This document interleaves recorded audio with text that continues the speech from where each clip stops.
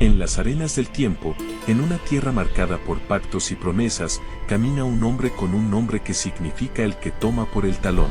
Jacob, astuto, determinado, moldeado por la lucha desde su nacimiento. Hijo de Isaac, nieto de Abraham, heredero de una promesa que cambiaría el destino de las naciones. Pero su camino no sería de gloria inmediata, sino de engaños, huidas y noches solitarias bajo el cielo estrellado de Canaán. Y una noche, en el silencio antes del amanecer, Jacob se encontraría frente a un misterio, un hombre que no era un hombre, una lucha que no era solo física, un combate que duraría hasta romper el alba. En ese instante, Jacob no solo peleó por su vida, sino por su bendición. Y al final, cojeando pero transformado, recibiría un nuevo nombre, uno que resonaría por los siglos: Israel, el que luchó con Dios y venció. Jacob nació en un hogar marcado por la promesa divina. Su abuelo, Abraham, había escuchado la voz de Dios llamándolo a salir de su tierra para recibir una herencia eterna. Su padre, Isaac, había sido el hijo del milagro, nacido cuando todo parecía imposible. Ahora, en el vientre de Rebeca, dos hijos luchaban antes de ver la luz del día. La Escritura dice que los hijos luchaban dentro de ella y que Dios le reveló: dos naciones hay en tu seno, y el mayor servirá al menor. Así, en medio de aquel parto agitado, nació primero Esaú, cubierto de vello como un manto. Y tras él, Jacob, aferrado al talón de su hermano, como si desde el principio intentara alcanzar la bendición. Desde joven, Jacob mostró astucia. Esaú amaba la caza y el campo, pero Jacob prefería la quietud de las tiendas. Un día, cuando Esaú regresó exhausto, Jacob le ofreció un guiso de lentejas a cambio de su primogenitura. Esaú, impulsivo y hambriento, aceptó, despreciando un derecho que para Jacob significaba todo. Los años pasaron, y llegó el momento de que Isaac, viejo y con la vista apagada, bendijera a su primogénito. Guiado por Rebeca, Jacob se cubrió con pieles de cabrito para imitar el tacto áspero de su hermano. Y así, entrando en la tienda de su padre, recibió la bendición que sellaba el pacto de Dios con su linaje. Pero aquella victoria trajo consigo un precio: el odio de Esaú, que juró matarlo. Jacob huyó, dejando atrás su hogar, su madre y la tierra prometida. En su camino hacia Harán, solo y con el corazón agitado, Jacob descansó bajo las estrellas, usando una piedra por almohada. Esa noche tuvo un sueño que cambiaría su vida, una escalera que unía el cielo y la tierra, y ángeles que subían y bajaban. En la cima, el Señor le habló: Yo soy Jehová, el Dios de Abraham tu padre, y el Dios de Isaac. La tierra en que estás acostado te la daré a ti y a tu descendencia. Despertó temblando y exclamó: cuán terrible es este lugar. No es otra cosa que casa de Dios y puerta del cielo. Y llamó a aquel lugar Betel. En Harán, Jacob trabajó bajo el ojo vigilante de su tío Labán. Amó a Raquel desde el primer momento, pero fue engañado para casarse primero con Lea. Años de servicio, engaños y pactos rotos lo forjaron en paciencia y perseverancia. Salió de Harán con esposas, hijos, rebaños y una fortuna que Dios había multiplicado, pero el pasado aún lo perseguía. El día llegó en que debía regresar a Canaán y enfrentar a Esaú. En su camino, envió mensajeros con ofrendas para calmar la ira de su hermano. El miedo lo envolvía. Y en la noche previa a su encuentro, se apartó de todos, quedando solo a la orilla del río Jaboc. Allí comenzó un combate que desafiaba toda lógica. Un hombre misterioso apareció y luchó con él toda la noche. Jacob se aferró con una fuerza desesperada, y aunque su cadera fue tocada y quedó cojo, no soltó a su oponente. No te dejaré, si no me bendices, clamó Jacob, y la voz respondió: no se dirá más tu nombre Jacob, sino Israel, porque has luchado con Dios y con los hombres, y has vencido. Cuando el sol salió, Jacob se retiró cojeando, marcado por siempre, no por la herida, sino por el encuentro con el Dios que había moldeado su vida a través de pruebas, engaños, huidas y promesas cumplidas. Mientras el sol bañaba el valle, caminó hacia el encuentro con Esaú, y lo que temía no ocurrió. Su hermano lo abrazó. No hubo espadas ni gritos, solo lágrimas. Aquel hombre que nació aferrado al talón de su hermano ahora caminaba con un paso distinto, no porque fuese más fuerte, sino porque había sido transformado. El encuentro con Esaú marcó un nuevo capítulo en la vida de Jacob. Ya no huía, ahora caminaba como un hombre bendecido, aunque su paso estaba marcado por la cojera. recordándole cada día que había peleado con Dios y había vivido para contarlo. Se estableció en Siquem, donde compró un terreno y erigió un altar al Señor, llamándolo El Elohe Israel, Dios, el Dios de Israel.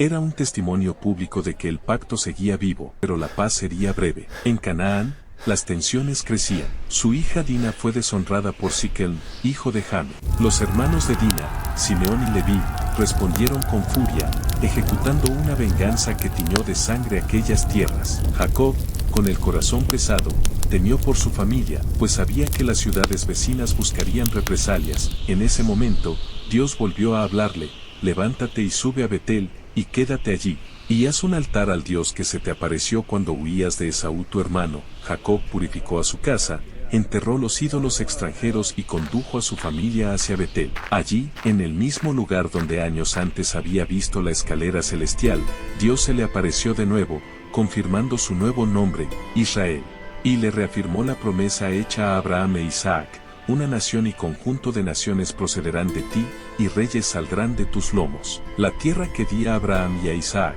la daré a ti. Pero el camino de Israel aún estaba lleno de pérdidas y pruebas. Mientras viajaban de Betel a Efrata, Raquel, la mujer a la que amaba desde su juventud, sufrió dolores de parto. En medio del viaje, dio a luz a su segundo hijo, pero su vida se apagó al pronunciar su nombre: Benoni, hijo de mi tristeza. Jacob lo llamó Benjamín, hijo de mi mano derecha.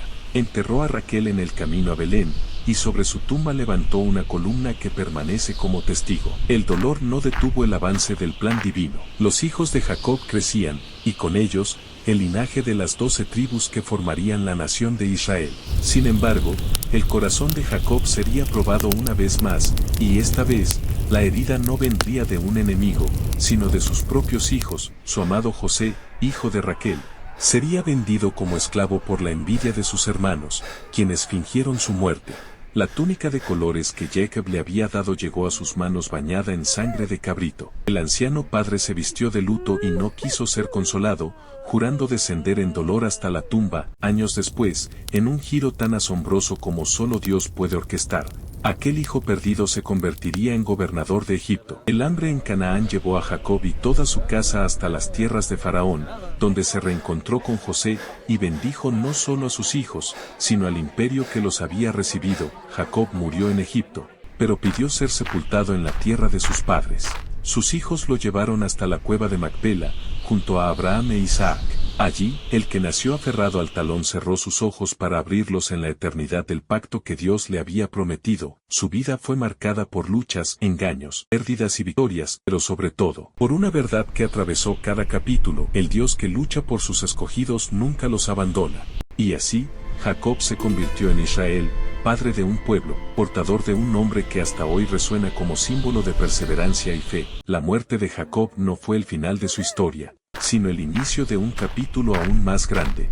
Su partida dejó un vacío en Egipto, pero sus hijos, las 12 tribus, ya estaban formadas, cada una portando el peso de una herencia espiritual y el eco de las promesas que Dios había pronunciado a su padre. José, el hijo que había sido vendido y luego exaltado, lloró sobre el cuerpo de Jacob y ordenó que fuera embalsamado, siguiendo las costumbres egipcias. La procesión fúnebre que lo llevó hasta Canaán fue majestuosa: carros, jinetes y un séquito que hizo temblar las tierras vecinas.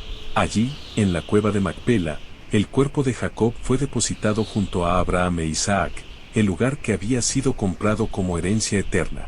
Pero el legado de Jacob no estaba en una tumba. Estaba en los nombres de sus hijos, grabados como estandartes de una nación futura: Rubén, Simeón, Leví, Judá, Dan, Neftalí, Gad y Aser, Isaacar, Zabulón, José y Benjamín. Cada uno con un destino, cada uno con una porción de tierra en la promesa venidera. En sus últimos días, Jacob había pronunciado palabras proféticas sobre cada uno de ellos, bendiciones y advertencias que se cumplirían generación tras generación.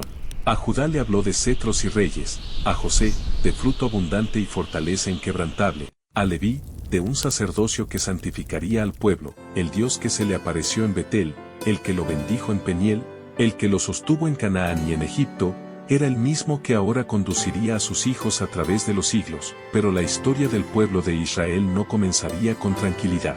Tras la muerte de José, una nueva dinastía se levantaría en Egipto, una que no conocía a Jacob ni a José, y lo que fue un tiempo de refugio se transformaría en un tiempo de opresión, cumpliéndose, sin que ellos lo supieran, las palabras que Dios había dicho a Abraham: tu descendencia será extranjera en tierra ajena, y la afligirán por 400 años, pero yo juzgaré a la nación a la cual servirán, y después saldrán con gran riqueza. Jacob ya no estaba, pero su nombre, Israel, viviría en cada hombre, mujer y niño que clamaba al Dios de sus padres. El que había luchado con Dios dejó un pueblo que también aprendería a luchar, no con espadas, sino con fe.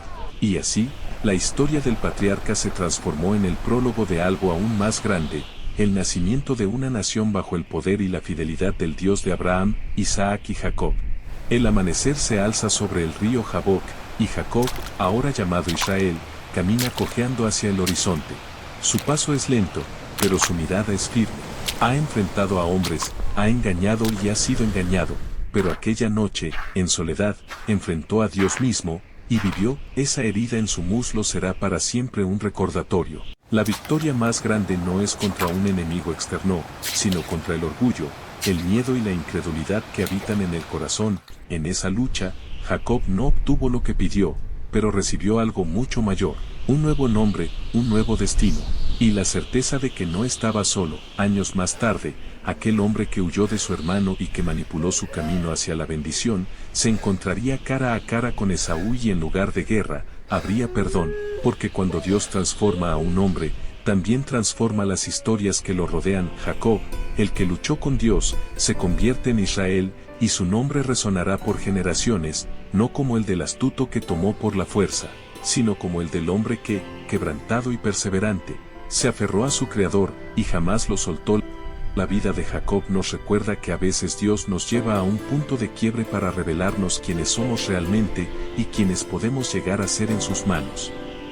Si esta historia tocó tu corazón, dale me gusta, suscríbete y activa la campanita, porque aquí seguimos descubriendo, juntos, los relatos más épicos y transformadores de la Biblia. Y ahora dime en los comentarios, ¿cuál es la mayor batalla que estás luchando hoy? Tal vez, como Jacob, Dios ya esté en medio de ella, esperando que no lo sueltes.